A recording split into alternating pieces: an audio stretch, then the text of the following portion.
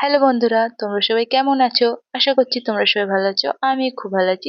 আজকে একটা মিশোর parcel unpack করব, তো ভাবলাম তোমাদের সাথে সেটাই শেয়ার করা যাক। তো আমি নিয়েছিলাম 3টে স্টল।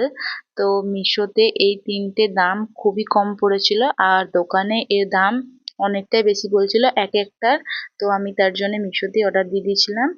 তো আমি প্যাকেটটা এতই শক্ত, আমি একদম কাটতে পারছিলাম না। তারপরে তো কোনো রকম বের করলাম, আর আমি যতটা দেখেছিলাম তার থেকেও অনেক ভালো এসেছিল মিশোতে এই স্টলগুলো। তো 3টে একসাথে।